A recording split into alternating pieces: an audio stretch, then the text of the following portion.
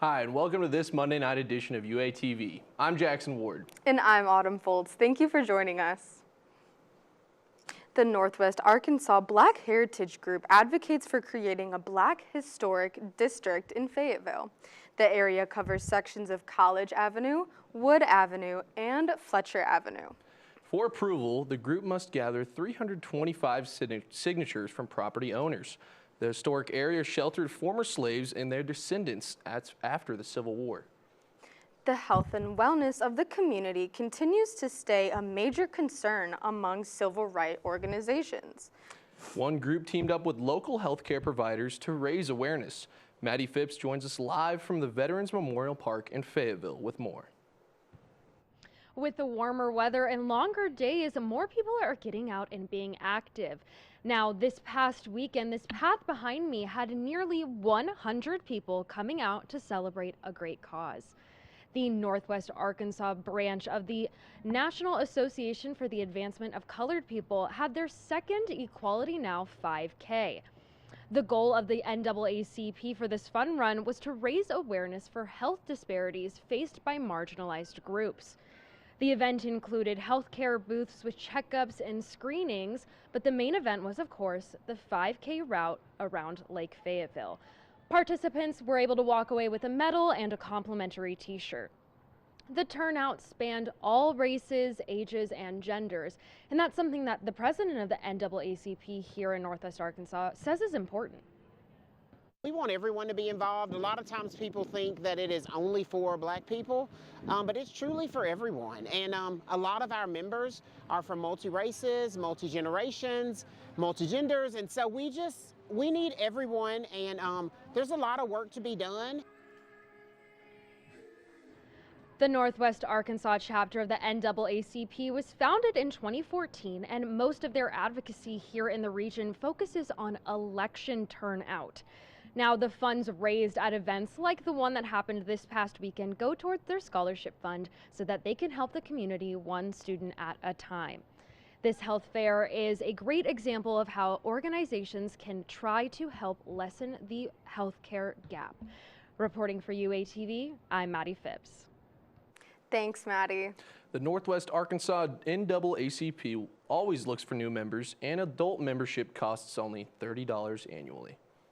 For many kids in the area, karate is nothing more than an extracurricular activity. But for one local sensei, it is a chance to represent a unique group. UATV's Colin Anderson joins us live with more. One karate studio in the area is breaking more than boards. They're also breaking barriers. Northwest Arkansas Martial Arts Academy recently became the only dojo in the area to be owned by an African-American man. After the COVID pandemic, this dojo nearly closed down. But one of its former students, Michael Felix, decided this place was too special to let die. And in the process of saving the studio, he became the only Black man in the area to own a dojo. I've seen some that have looked like me in the years that I've trained in other states and other cities, but not here. And so to have representation is a big thing. I can represent an unrepresented group. NWA Martial Arts Academy prides themselves on teaching students strength, speed, and balance.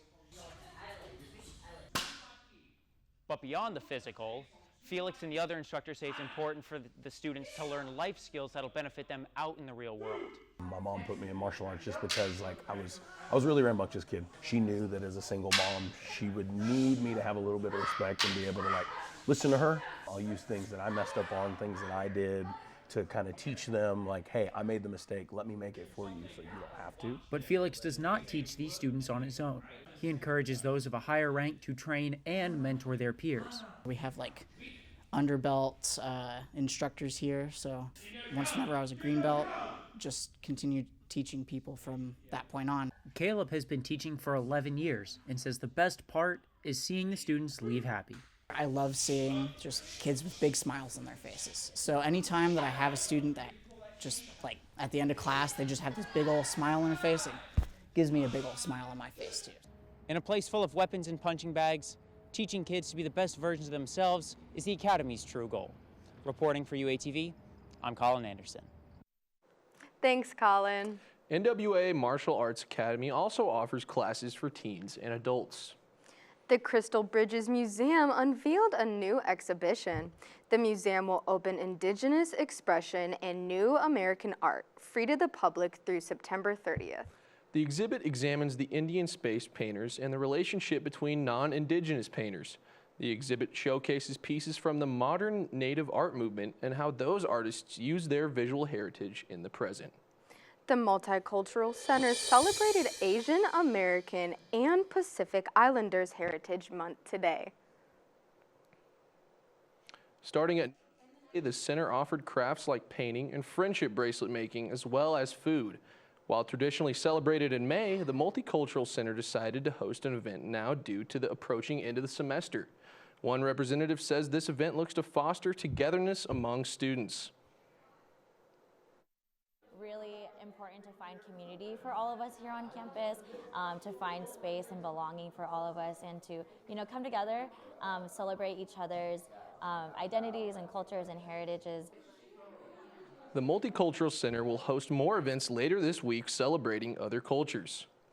The Multicultural Center on campus has Safe Zone allies across campus for LGBTQ students. These allies create listening spaces for visitors. UATV's Georgia Caroline is live at the Multicultural Center on campus with the story. Safe Allies on campus are members of the U of A community that believe campus should be a safe space for every student. Allies are supportive of gay, lesbian, bisexual, and transgender students and employees of their identities. These allies listen with no judgment and provide a space that students can share their concerns. According to the Public Religion Research Institute, in the U.S., Gen Z identifies as 72% straight, 15% bisexual, 5% gay or lesbian, and 8% other. So when you see a person who has a Safe Zone Ally sticker on their door or somewhere, that means they've gone through a training with facilitators in order to learn the basics of LGBTQ safety in the classroom and are invested in creating safe spaces on campus. The Safe Zone Allies Student Network hosts meetings every Monday, 5:30 to 6:30 across campus. Allies also have the resources to refer students to resources for more help. Safe Zones across campus welcome any gender identity in their office to talk about concerns. Reporting live for UATV, I'm Georgia Caroline Patterson. Safe spaces can be found all around, and the Multicultural Center engages students to stop and visit if they have a concern.